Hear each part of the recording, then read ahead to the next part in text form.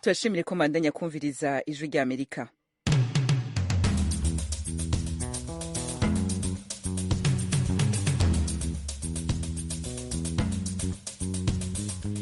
Radio ijwi rya Amerika isamira na Washington DC mu Kirundi no mu Kinyarwanda. Mu Burundi muriko mutwumva ku mirongo migufi ya shortwave kuri metero 19 na 22.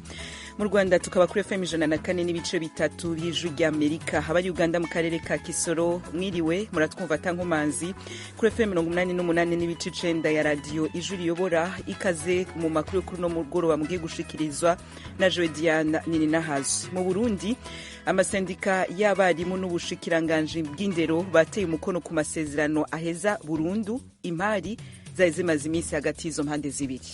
Nagira mbanze kubashimira baganiriye bashira hamwe bisunze ukuri, baganiriye barangwa no gushira imbere ineza ya bose.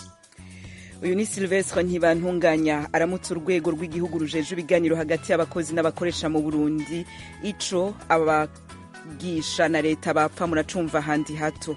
Sentare Gasamburamanza y'Ubufaransa yugaye Burundi dosiye iraswa y'indege wahoze ari president w'u Rwanda Juvenal Habyarimana. Navyo twari bateguriye mu yagezeho hirya nino kw'isi. Muri make Uburusiya bwatanguye gukura bamwe mu basirikare babwo ku mipaka ya Ukraine. Ethiopia nayo ihagarika amategeko yo mu bihe vy'intambara. Aya makuru yose turarambura mu kanya isase. Sangwa ikaze. Duhere mu Burusiya butangaza ko bwatanguye kuvana bamwe mu basirikare babwo ku mipaka ya Ukraine. Ibindi tubibaza mugenzi wacu Thomas Kamirindi. Mu itangazo yashyize ahagaragara, umuvugizi wa Minisiteri y'Ingabo z'Uburusiya Igor Konashenkov yanditse ko imyitozo iri hafi kurangira. Ati nk'uko bisanzwe nyuma ya buri myitozo abasirikare bazasubira mu bigo byabo. Abo mu turere tw'amajyepfo n'uburengerazuba bo barangije, batangiye kuzinga byose no gupakira ibikoresho byabo muri za gari ya moshi zizabisubiza aho bisanzwe bicumbika, kandi bamwe muri bo nabo batangiye kugenda. Umunyamabanga mukuru w'umuryango wa OTAN Jens Stoltenberg arabishima, ariko nanone ati nta kimenyetso kibitwereka. Naho Leta Zunze Ubumwe za Amerika mbere gato y'uko itangazo rya Minisiteri y'Ingabo z'Uburusiya risohoka yemezaga ko ingabo z'Uburusiya ahubwo zirimo zigenda zisatira kurushaho umupaka wa Ukraine. Umuvugizi wa Minisiteri y'Ingabo za Amerika John Kirby ejo yabwiraga abanyamakuru ko Perezida Putin arimo ashyira abasirikare b'inyongera ku mupaka wa Ukraine ku ruhande rwa Bielorusiya. Ati mbese Putin akomeje ibyo buri wese yakora yitegura igikorwa gikomeye cya gisirikare. Ibihugu byo mu burengerazuba bw'isi byemeza ko Uburusiya bufite abasirikare barenga 130,000 ku mipaka ya Ukraine y'amajyepfo, amajyaruguru n'uburasirazuba. Uburusiya ntibusobanura umubare w'abasirikare bagomba gutahuka, ariko umuvugizi wa Minisiteri yabwo y'ububanyi n'amahanga Maria Zakharova yanditse kuri Twitter ati uburengerazuba bw'isi buyobowe na Leta Zunze Ubumwe za Amerika buzamwara nibubona ko guca igikuba cy'intambara bibupfubanye. Thomas, tukiri ku rupapuro rwayavugwa hagati y'ibihugu, President w'Ubufaransa Emmanuel Macron ejo aho bukera hazogirana inama n'abakuru b'ibihugu vy'amahanga bazorabira hamwe intambwe zorushaho gutegwa mu bijanye n'uruhara rw'ingabo z'Ubufaransa muri Mali.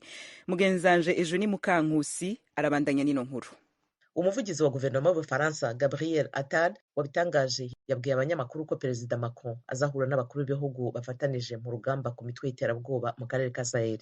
Yongeyeho ko icyemezo icyo ari cyo cyose kijyanye n'ingabo z'Ubufaransa muri Mali gikeneye gufatwa hubahirijwe ibyifuzo by'ibihugu by'Uburayi bifatanyije n'Ubufaransa mu mutwe w'ingabo uzwi ku izina rya Takuba, kimwe n'iby'ibihugu bituranyi bya Mali mu karere ka Sahel. Minisitiri w'ububanyi n'amahanga w'Ubufaransa Jean-Yves Le Drian ejo kuwa mbere yavuze ko ibikenewe bituzuye kugira ngo urugamba rukomeze ku mitwe ya kisilamu muri Mali. Ubudagi uyu munsi kuwa kabiri nabwo bwavuze ko nta mpamvu yo kugumisha ingabo zabwo muri Mali mu gihe iki gihugu cyigije inyuma amatora irya perezida n'ay'abadepite ho imyaka 4 kugera kuri 5. Atari yanongeyeho uyu munsi kuwa kabiri ko amatangazo mu byerekeye ikizakurikiraho mu bireba Mali azashyirwa ahagaragara igihe gito nyuma y'inama mu gihe cyumvikana cy'iminsi aho kuba ibyumweru. Ijwi ry'Amerika, Washington DC, mu Kirundi no mu Kinyarwanda. Ku mugabane wa Afrika, inama nshingamateka ya Ethiopia yakuyeho amategeko yo mu bihe vy'intambara imbere y'igihe cari gitegekanijwe. Ejo ni Mukankusi, ibi bitanga icahe kimenyetso. Gukuraho ayo mategeko ni ikimenyetso cy'uko ubushyamirane bwamenekeyemo amaraso hagati ya guverinoma n'ingabo zirwanya ubutegetsi z'intara ya Tigray bwaba burimo koroha. Icyemezo cy'inteko ishinga amategeko cyo gukuraho amategeko yo mu bihe bidasanzwe igihugu cyagenderagaho gifashwe nyuma y'ibyumweru bitatu inama y'abaminisitiri byemeje. Mu badepite 312 batoye 63 babanze kubishyigikira, naho 21 bifashe.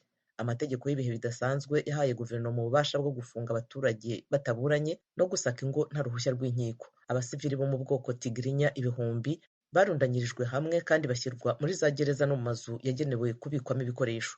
Ethiopia yashyizeho itegeko ry'ibihe bidasanzwe mu kwezi kwa 11 nyuma y'uko ingabo za Tigray ziteye utundi turere tubiri, ari nako zakangishaga guhungabanya umurwa mukuru.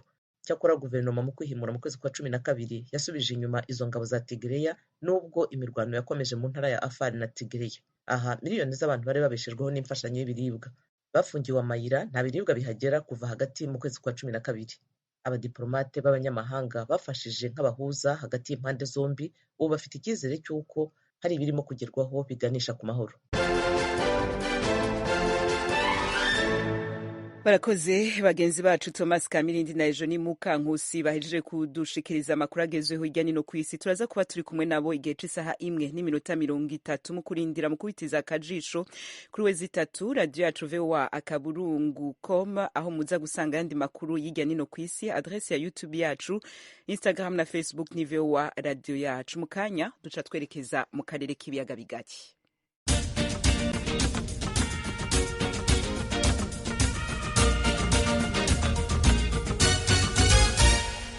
Amakuru yo mu karere k'ibiyaga bigari tuyahera kuri no ivunaguye mu gisata c'ubutungane, aho sentare gasamburamanza y'igihugu c'Ubufaransa yafundikiye burundu dosiye y'iraswa y'indege wahoze ari umukuru w'igihugu c'u Rwanda Juvenal Habyarimana. Ino nkuru turayigaruka ko ku buryo burambuye mu makuru yacu ari imbere, bagenzi bacu baracayitegura. Nari nabice ku masonga nkitangura igisata c'indero mu Burundi nyuma y'amezi arenga 2 hari kunyinyurana hagati ya leta n'amasendika y'abarimu ku kibazo test mu Gifaransa cyo gusuzuma ubumenyi bw'abigisha. Izo mpande zibiri zatevye zirumvikana ingene ico kibazo kizokoreshwa. Ico kibazo kizohabwa abigisha mu mashure shingiro mu ntumbero yo gusuzuma igituma abanyeshure bataronka ubumenyi bukwiye. Umenyesha makuru wacu Pierre Claver niyo nkuru Kigali mu Rwanda yadukurikiraniye hagufi ivyino dosi. Amasendika y'abarimu n'ubushikiranganji bw'indero bateye umukono ku masezerano arangiza burundu impari hagati y'izo mpande zibiri. Ni impari zari zaturutse kwitunganywa ry'ikibazo kigenewe abarimu bo mu mashuri y'intango bose mu gihugu mu gisata c'amashuri nshingiro Ecole Fondamentale. Abigisha bari biyamirije ico kibazo ndetse bagabisha no guhagarika akazi mu ntango z'ukwezi guheze. Inyuma y'indwi zibiri izo mpande ziri mu biganiro, mu kiganiro bahaye abamenyesha makuru i Bujumbura barashima ivyavuyemwo. Victor Ndabaniwe atwara urunani rw'amasendika y'abigisha Kosesona arashima ko ico kibazo kitagitunganirijwe abigisha gusa, kuko kuri we kobaye ari ukubasubiza inyuma mu mwuga. Batengurutse kandi yuko itegurwa ry'ikibazo rero gukaririza ubwenge abigisha bo mashure shingiro bifata bitatu vya mbere kigiye gukorwa kidakorwa n'abigisha gusa, ahubwo n'abajeje kubafasha gutunganya imirimo, na cyane cyane bamwe bita ba maître responsable babakurikirana nabo bakazuba bari kumwe nabo, kugira by'ukuri twumve neza ko ari ikibazo cyo kubapima ubumenyi, ahubwo ari ikibazo cyo gufasha ubushikiranganji kurondera ivyigwa bibereye, ivyigwa vyotuma akanovera k'indero kagaruka, ivyigwa vyotuma ubushikiranganji bubona ibikenewe ku mashuri haba mu bikoresho canke mu bakozi. Tukanashima kandi ko n'abajejwe indero ku mpande zose uhereye kuva mu bushikiranganji gushika ku rwego rwo hasi nabo nyene bagiye gusotekaniriza ivyigwa byo kubafasha gutunganya neza imirimo bashinzwe, gutyo mwarimu tukizera yuko adashobora gusubira kuvuga ko ari we yatumye wenyene igisata c'indero gisubira inyuma, inyigisho z'akanovera zitituka. Ku ruhande rw'ubushikiranganji bw'indero naho barashima ko ihagarikwa ry'akazi ritakibaye kandi ko n'ikibazo kizotunganywa mu ntumbero yo gusuzuma igituma ubumenyi bugenda butituka mu mashuri nshingiro. Frederic Bangirinama n'umunyamabanga ntayegayezwa muri ubwo bushikiranganji. aho duhejeje gushira umukono ku masezerano azodufasha gutera tuja imbere mu mugambi twari twishinze mu bushikiranganji bw'indero n'ubushakashatsi wo gutunganya ihugurwa ku rwego rw'igihugu kugira turabe ko akanovera k'indero kosubira kurangwa mu Burundi. Twayaze duhuza dufise twese intumbero yo kubaka no gutorera umuti ibibazo bikuru bikuru bituma akanovera k'indero y'urwaruka gahara. Kugira ngo iyo ntambwe ishikwe ko vyabaye ngombwa ko izo mpande zibiri zirondera umuhuza ari rwo rwego rw'igihugu rujejwe ibiganiro mu kazi Comité National de Dialogue Social. Sylvestre Ntibantunganya yahoze atwara Burundi ari nawe atwara urwo rwego rwakemuye amatati hagati ya leta n'abarimu, arashima ubutwari bwaranze abaganira. Ivyo biganiro vyipfuzwa ku bibazo bitatu: itunganywa ry'ikibazo kubigisha bo mu bice bitatu vya mbere vy'inyigisho, itunganywa ry'ibibazo ku mahuriro rezo y'amashure, hamwe n'ikibazo kiraba izimba ry'ubuzima na politike y'imishahara. Ku bibazo bibiri vya mbere abaganiriye barumvikanye bashika ku masezerano ku biraba ikibazo c'ubuzima buzimvye hamwe na politike y'imishahara. Abaganiriye barazi yuko umugwi ujejwe ibiganiro mu kazi uriko uravugana nabo bose biraba, haba muri leta canke mu mashirahamwe y'abakozi, kugira ngo ibimaze kumvikanwako bije mu ngiro. Nagira mbanze kubashimira, baganiriye bashira hamwe bisunze ukuri, baganiriye barangwa no gushira imbere ineza ya bose. Ikiringo ico kibazo kizotangirwamwo ntikiramenyekana, ariko izo mpande ziyemeje kugira uruhara mu itegurwa ryaco. Izo mpande zibiri ziremeza kandi ko uko kutumvikana kwatumye n'ibindi bibazo bihanze igisata c'indero bija habona. Bumvikanye ko hagiye no gutunganywa kandi inama rukokoma izohuza begwa n'ikibazo c'indero kugira ngo akanovera k'inyigisho kagarukirwe mu gihugu. Pierre Claver Niyonkuru, Kigali, ku bw'Ijwi ry'Amerika. Pierre Claver Niyonkuru urakenuye. Tukiri ku makuru avugwa mu karere k'ibiyaga bigari, haba mu icungararo ihuza u Rwanda n'u Burundi. Ku ruhande rw'u Rwanda bamaze gutangariza Ijwi ry'Amerika ko inyota yo gusubira kugenderanirana n'Abarundi nyuma y'imyaka yababa indwi imigenderanire y'ivyo bihugu yarahagaze ari nyinshi. Ni nyuma yaho President w'u Rwanda Paul Kagame aherutse gutangaza ko imibano ishobora kunagurwa mu bihe vya vuba cane. Abaganiriye n'Ijwi ry'Amerika bakifuza ko iyo ngingo yo kwihutishwa kuko basanga bahomba vyinshi cane. Babibwiye mugenzi wacu Eric Bagiruwubusa yabasanze aho bari baherereye. Mu gitondo cyo kuri uyu wa kabiri ubwo twageraga ku mupaka wa Munzenze mu Bugesera, twahusanze urinzwe n'inkeragutabara ku ruhande rw'u Rwanda. Bwana Oswald Ntamuhanga, umwe mu baharinda, yatubwiye ko nta munyarwanda wemerewe kuhatambuka yambuka mu baturanyi, cyo kimwe nuko nta murundi wahatambuka, na cyane ko amayira amwe n'amwe yatangiye gusibangana. Gusa mu buryo bw'imboneka rimwe hari abarundi bashaka kuhambukira bikaba ngombwa ko babasubiza inyuma. Yaje atorongeye nyine tumushyikiriza ubuyobozi bukamucana douane bakamusubiza bene abimenye. Ukwezi mushobora kubona nk'abangahe se bameze gutyo bambutse muri ubwo buryo? Igihe ashobora gucana n'amezi abiri utabona n'umwe. Ubona ukabona umugore uvuye i Kigali aritumbukije ngo atashye i Burundi, ukabona umusore wari waratorongeye za Kigali aratashye, ikamucana douane ntanyura. Uganiriye n'abanyarwanda bakoreshaga uyu mupaka wo ku Munzenze hafi ya bose bumvise ubutumwa bwa vuba bw'ubutegetsi bwabo, bahuriza ku kuba banyotewe no kongera kugenderanira n'abaturanyi bo mu Burundi. Bwana Anaclet Nyagahakwa na mugenzi we Bwana Jean Claude Mubera n'abasanze bari kubagara amasaka n'amashu ku Munzenze. Ku bwabo basanga gufungura imipaka bibatindiye. Bikunze n'ubu ngubu bafungura, byatangira tukagenderana nk'uko byari bisanzwe. Icyo ukumbuye Burundi cyane ni ukubona abaho nk'uko twari dusangamo. Sinaye ngenyine kandi ni wajyara ku isantere ku Munzenze ukabaza, buri wese arafite inyota, buri wese afite inyota rwose. Godanse Mukandutiye nawe ni umukecuru w'imyaka 86, atewe ishavu no kuba yarabaye muri komine Busoni ariko kugeza ubu atemereye kwasura abavandimwe be. Usibye nanjye utagira amaguru n'abandi bose uhareba nk'uko ushize amafaranga 1000 cyangwa 1010 imbwa yayareba ntiyigendera twese nyine nta kibazo ifite. Niko mureba mu Burundi rero? nkubwiye ko nubwo ntakanura agacuka kagiye gace kakareba igiti cyawo kandi narahabaye. Ubuzima si ugupfina ngo akagumye bagumako. Impuguke mu by'ubukungu zikemeza ko kuba imyaka igera muri 6 yihiritse ibihugu byombi bitabanye neza byarasangiye ibihombo. Bwana Canisius Bihira akemeza ko intambwe iriho yo kuzahura imibano itanga icyizere. Iyo minisitiri w'ububanyi n'amahanga ajyayo bakaganira neza, abasirikare bakajya ku ruhande rwabo bakavugana neza, noneho na perezida ubwo akabyivugira, buriya ni bya bindi bavuga ngo amata agiye kubyara amavuta. Ahasigaye kuyacunda neza, ahasigaye ibintu bigatungana. Bwana Bihira akongeraho ko igihe imipaka yaramuka ifunguwe ku Rwanda n'u Burundi bishobora gufata ikindi gihe kugira ngo ibintu byongere bisubire ku muvuduko byariho mbere.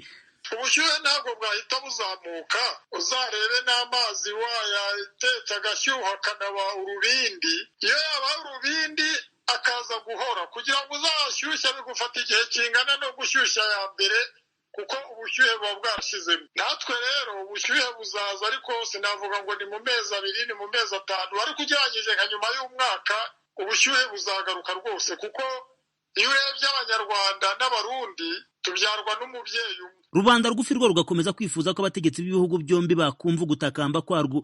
Ndizera yuko ubu kuva mwirwe mukava mu rwego rw'ejo mukagenda ahangaha mugiye kutubera intumwa, muragenda mugaragaza ibyifuzo abaturage bo mu murenge bari mu karere ka Bugesera bafite. Umupaka w'u Rwanda n'Urundi bakongera bafungurwa, twongera tukagenderana 100%. Nabo bafite inyota kuba bakongera kandagira hano mu Rwanda. Dufatiye ku makuru twabatangarije mu bihe bitandukanye, ibihugu by'u Rwanda n'u Burundi byakunze guhahirana cyane mu biribwa n'ibinyobwa byiganjemo ibishyimbo, ibirayi, ikawa, imbuto, amata n'ibindi.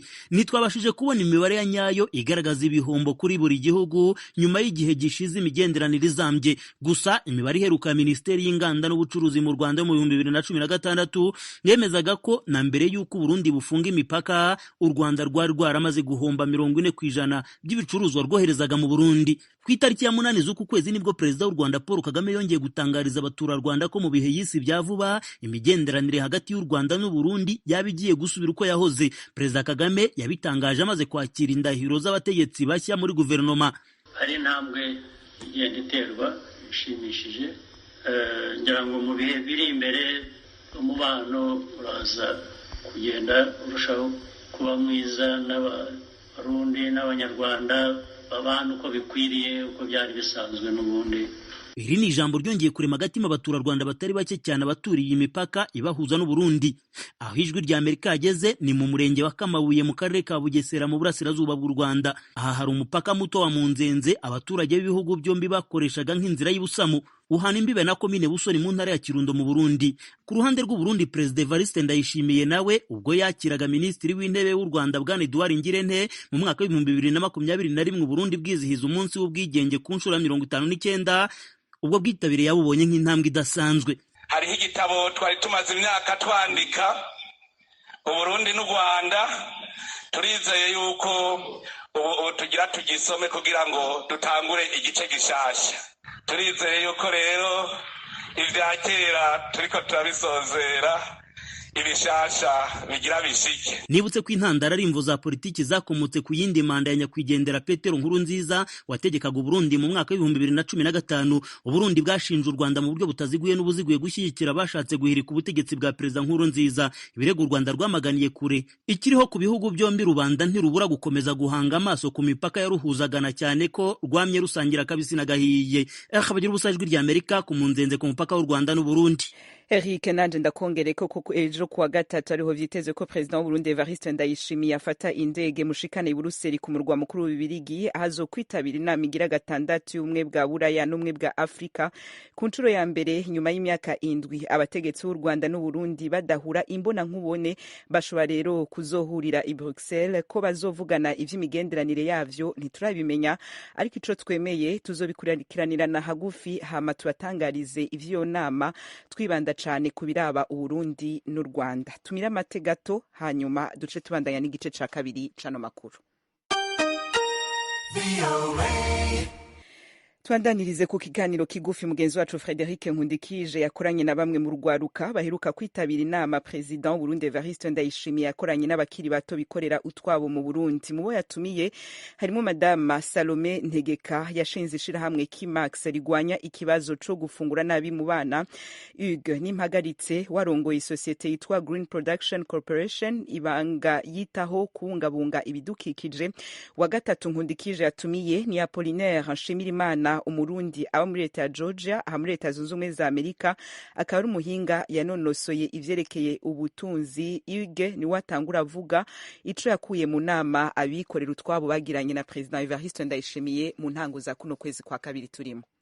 Ego inama twagize n'umukuru w'igihugu yaratubereye akamaro kubera aguma twereka ingene utanguye n'umutahe muto ushikira umutahe munini. Yaratwereka akarorero ko utanguje inkoko imwe korora inkoko imwe inkoko yoshobora kubyara ikaberagura igatera imbere inkoko ikazogura ikazoshika ku nka. Inkoko ishobora kuvamo inka, urukwavu rushobora kuvamo inka, akura byose ni ishaka byose uboneye. Ni kuvuga icyo kiganiro cyarabaye cy'ingirakamaro nk'umubyeyi ariko arasigurira abana uko umuntu yo guteza imbere uko Uburundi budashobora kumbuza ibishomeri byose by'abajene dushobora kubiha akazi muri leta. Kuvuga rero abariko baradukangurira atwege twatanguye bwa mbere tubikora dukora ibikorwa ariko ugaca usanga ivyo bikorwa vyakigomeza kubera icyo kintu cyo kwiyungunganya mu Burundi cyari byatangure gutera imbere. Ariko ko twaronse se Barundi bishira imbere numva turamutegeye hanyuma tukatugira n'abatoyi bacu agende bavyumve babone kubera umutoyi wacu atazoshobora kwiteza imbere muri kitogorana. Nta kindi kitunga. Ego turagaruka no mu muhango mwaronse cyane cyane ku vyerekeye kuborohereza mu gikorwa canyu c'abagwiza tunga. Ariko imbere yaho reka tubanze twakire Madame Salome Ntegeka. Mwiriwe neza Madame Salome Ntegeka? Amahoro cyane. Muraho murakomeye? Ego ni mpore. Turi kumwe n'umushikirantahe Hugues Nimpagaritse aho mu Burundi nibaza ko muzinanye, tukaba kandi turi kumwe n'uwundi mushikirantahe Apollinaire Nshimirimana wewe ari muri leta zunze ubumwe za Amerika akaba ari umuntu yanonosoye ivyerekeye ubutunzi ukuntu umuntu yitunganya akatorokanya umutahe akiteza imbere vyerekeye ubutunzi cyane cyane n'ukuntu umutungo ateba akawugumana. Nashaka ko mwebwe mwari mu nama mukuru w'igihugu yakoresheje, nashaka mutubwire cyane cyane ukuntu iyo nama mwayakiriye mwebwe imbere y'uko tuvuga zimwe mu ntambamyi bakuyeho. Nagomba mutubwire mu majambo make cyane gose ukuntu mwakiriye iyo nama. Ego cyane murakoze ku makosanya kugira ngo ngire ntange icyumviro kubera cyane cyane ku bintu nubona nakuye mu nama kandi byamfashije rwose. Ni inama yatumye ko urwaruka rufite imigambi yo kwiteza imbere batanguye kandi kwiteza imbere. Iyo nama ikaba yatumwe ko n'umukuru w'igihugu cyacu cy'u Burundi. Iyo nama ikaba yabaye inama twakuyemo ibintu byinshi kandi byaduteye intege, na cyane cyane ngeze ku ijambo umukuru w'igihugu cyacu cy'u Burundi yashikirije. Yatubwiye ati uno munsi sije nje gushikiriza ijambo ahubwo nje kubumviriza. Hanyuma kakaba kabaye akaryo keza kubera naho twahagurutse tukavuga ati tugira dukore ibiduteza imbere igihugu cyacu, turongera akazi bwa mbere ka twebwe nyene, turongere n'akazi k'urundi rwaruka reka dushobore guteza imbere igihugu. Twarabonye ko duhura n'ingorane nyinshi, kaba kabaye akaryo kuko twebwe tumaze gutangura, tumaze kubona ingene umuntu ava akabyuka aritwo tuzi ingorane duhura nazo, tukaba twahawe akaryo imbere y'umukuru w'igihugu cyacu cy'u Burundi turashikiriza ivyiyumviro vyacu, turashikiriza ingorane duhura nazo mu bikorwa byacu bya misi yose. Mugabo twararonse n'abandi badutera intege, turabona ko turi mu bandi ku buryo byaduteye intege rwose, ndetse n'umukuru w'igihugu araronka akaryo ko kudutera intege. Turabona ko tudatamba twirorera ko dushigikiwe mu bikorwa byacu by'iterambere. Ndetse hariho n'iyindi porogaramu ifasha urwaruka rufite imigambi iri kwiteza imbere rumaze gutangura n'utaratangura porogaramu yitwa paeje tukaba twarashoboye kuronka kumenya inkuru nyinshi zishobora kuzotuma turonka ingene bifatwa mu mugongo mu bikorwa byacu bya misi yose. murashaka kutubwira mu kanya gatoya cyane rwose madame ntegeka mukatubwira zimwe mu ngorane mwari mufise imbere y'uko mukora iyo nama n'umukuru w'igihugu? Ingorane zimwe twari dufise najya nk'uko nari natanguye ndazifise je natanguye entreprise y'ingase itanguye mu mwaka w'ibihumbi 2018 mu kwezi kw'indwi. Twarabona ko ari kurondera uburyo ari kurondera amafaranga mugabo ugasanga nta ntumbero hari dufise itomoye kugira muri uko kwacu kurondera kubaho, kurondera akazi, gukreya akazi. Mugabo mu nyuma twarabonye ko ingorane atari uburyo gusa, uburyo uraburonka mugabo ugasanga utabyiteguriye biragoranye. Niho mu nyuma twizeye twaronse inyigisho, turigishwa ukamenya ati by'ukuri amafaranga azi ubwa mbere mugabo inyigisho nizo zitangura, hanyuma ukamenya ingene ushobora kuzokoresha ubwo buryo. Iyo ngorane twari tuyifise turatangura mugabo ukabona ko naho bimeze gutyo ego izo ngorane warazikuyeho, ubwo bumenyi kumenya burabufise kuronka ingene wiyorganiza nizo bibuze. Mugabo cette fois-ci twavuga ati ubumenyi turabufise mugabo turakeneye kumenya ingene kuronka abadufata mu mugongo canke ibibazo technique duhura mu byo dukora tworondera umuti duciyehe. Mugabo kubera twahuye n'abandi ukashobora kuyaga n'abandi ugashobora kuyaga n'ubundi rwaruka ukabona ati bwa bundi yangorane sindayifise jenyene mugabo ukaburonka n'ubundi akubwira ati iyi ngorane tekinike ushobora kuyisimba gutya cyangwa ugasanga na institution wokwitura ntayo wari uzi mugabo uhuye n'abandi ukaronka ukubwira ati par exemple kugira ngo ushobore kurondera amanura nk'umuca hajya ingene ushobora gukomanda mu mashini mu by'iwacu canke na terrain twarumvise ko dushobora kuronka terrain dushobora kurimiramwo na cyane cyane ko jewe nkorera mu bintu bya dans la business ndabona ko nshobora kuronka ingene nshobora gusimonta cyane cyane nciye aho ni mu vyerekeye uburimyi aho ivyo muvuze mu agro mukoreramwo ni mu vyerekeye uburimyi nivyo turima cyane cyane ibiyoba nibyo turima hanyuma tukavyirimira tugatanga n'imbuto ku barimyi bifuza kubirima hanyuma iyo mbuto tukazoca babishorera iwacu tugaca tubitransforma mugabo naho ariko twabahaye imbuto bakongera bakabidandaza ko tubagurira avec une valeur ajoutée hari hakunguko. Ni vyiza cane gose tubibutse inshuti mwese ko muriko murabandanya kumviriza iradiyo y'ijwi ry'Amerika turi kumwe n'umunywanyi wacu Chrétien Claude. Mwiriwe neza? Mwiriwe neza. Muri higa Claude? Ndi Bujumbura. Ego me aha turi kumwe n'abatumire twatumiye abakiri bato eka batanguye ibikorwa byo kwiteza imbere. Turi kumwe na Hugues Nimpagaritse, turi kumwe na Salome Ntegeka na Apollinaire Nshimiyimana. Murafite ikibazo, murafite iciyumviro kuvyerekeye ibibazo turiko turayaga nabo vyerekeye ukuntu umuntu atangura kuba umugwizatunga eka akikorera utwiwe. Duga kwijambo ikibazo c'imviro. Ndafise intererano, ndafise kandi n'ikibazo ndababaza. Ntereye ku kibazo ndababaza, biraborohera cyane muri iyo migambi bariko baragira mu gihe tubona kenshi iyo tugize amakoperative tukaba hamwe dusanga twagize intambamyi z'uko bamwe muri abo bagize amakoperative badafise imigambi imwe ibiheza bikatuza gushaka ku mavyo tuba dufise. Ikibazo ciza. Hama intererano jewe mfise kuri ico turashima cyane uyu mugambi leta iriko iragira yo gushiramo abajene kugira ngo bashobore gukereya ubuzi, ariko kandi n'intererano yanje niyivuga uko byari bikwiye ko leta irabika igaha imitahe cyangwa igafasha ukuntu abajene boronka imitahe umwe wese agaheza agakeya akazi nka entreprise yiwe biroroha kugira yikurikirane kandi bikanafasha kugira itere imbere binyarutse kuko nk'intambamyi muri izo navuze dukunze guhura nazo twagiye hamwe na benshi kandi tudafise imigambi imwe canke ibyo dushaka gukora bimwe. Nk'akarorero je ndaba mfise nk'umugambi wo gukora kugira ngo norore ugasanga uwundi afise impano mu by'umuziki canke ikindi, aho biraheza bikagorana badushize hamwe kugira ngo ya migambi yanje ntebe ndayishikeko. ikiganiro cose mugashobora kucumva kuri wezitatu akaburungu radio yacu voa akaburungu.com. Imbere yuko duhana gahindukira nsaba imbabazi navuze ko President w'u Burundi Evariste Ndayishimiye azohaguruka ejo yerekeza i Buruseli. Amakuru adushikiriye ubunyene muri studio nuko yahagurutse uno musi, byumvikana ko ari mu nzira aja i Buruseli mu nama ya gatandatu y'ubumwe bwa Buraya n'ubumwe bwa Afrika. Muri iyo nama amahigwe ni menshi ko ahurira na mugenzi we w'u Rwanda Paul Kagame. Muri ano makuru abanyagihugu bo mu Rwanda mwavyumvise ko bifuza ko imigenderanire y'u Rwanda n'u Burundi naguka vuba bwango kugira ngo ashobore kwidegemvya hagati y'ivyo bihugu bibiri. Yakoze Justin Engineer twari kumwe muhinga bw'ivyuma na mugenzi wacu Dieudonné Cubahiro ashize hamwe amajwi na Lidiane Ninahazwe. Turaza kongera igihe c'isaha 1:30 mu yandi makuru ngiye kubategurira.